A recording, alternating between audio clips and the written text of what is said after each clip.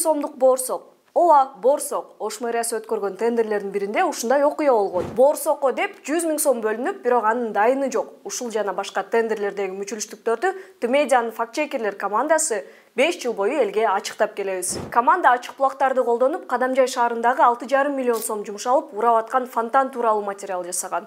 Фонтанды аңчылык кылып, тамак жеткирген компания жарыктандырганын иликтеп чыккан. Аткаруучу компаниялардын бирине мурда шалакылык үчүн иш козгогонун аныктаганбыз. Тмедиа каражатты балдарга эмес, конокторго сарптаган оорукана тууралуу айтып чыккан.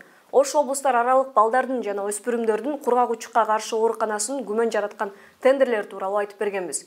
Оорукана жетекчилиги рюмка жана башка ашкана жабдууларын, видоискатель, аэрохоккей үчүн стол жана кымбат килемдерди максатсыз сатып алганын элге айтып бергенбиз. Тмедиа сайты Оштогу Аскар Шакиров көчөсүн оңдоп түзөө үчүн жарыяланган тендердеги мүчүлүштүктөр жөнүндө жазып чыккан. 2019 жылдын 19 декабрында ошол учурдагы премьер-министр Мухаммедкалый Абылгазиевдин катышуусунда кызыл тасма кесилип, шан шөкөт менен көчөнүн ачылышы болгон. Ачылышынан 5 ай өтпөй көчөнүн тамтыгы чыгып, кайрадан жамоого муктаж болгон. Биздин материалдан кийин аткарган компания өзүнүн эсебинен аны жамаган. Алгач Аскар Шакиров көчөсүн реконструкциялоо үчүн 69 миллион сом тендер жарыялаган. Бирок жергиликтүү бийлик көчөнүн ачылышына 2 күн калганда оңдолуп бүткөн көчөгө дагы 4 миллион сом тендер өткөргөн.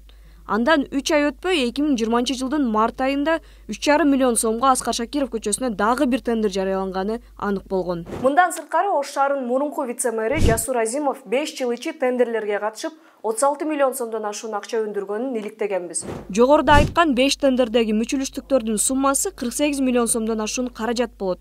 Демек биз 5 гана материалыбыз менен мамлекетке 48 миллион сомдон ашуун зыян келтирилгенин ачыктадык. Бизде дагы 40тан ашуун мыйзамсыз тендерлер тууралуу материалдар бар. Ал эми фактчек материалдар 200дөн ашат. Мисалы, Баткендеги кагылышуу учурунда фактчек команда жалган маалымат, калп каралоолор менен күрөштү.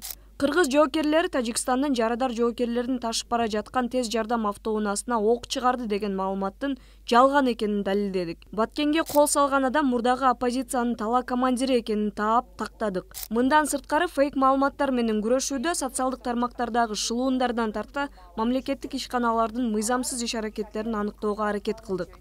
Элге фейк, тролль ким экенин, алар кандай иштерин айырмалап айтып бердик. Биз өлкөнүн жарандарын жалган маалыматтардан оолак болсун дейбиз. Биз тендерлер мыйзамсыз өтүп, бюджетке ири колдор салынбаса экен дейбиз. Биздин кыял эркин, күчтүү, адилеттүү Кыргызстанды куруу. Тмедиа. Келечек кыялдан куралат.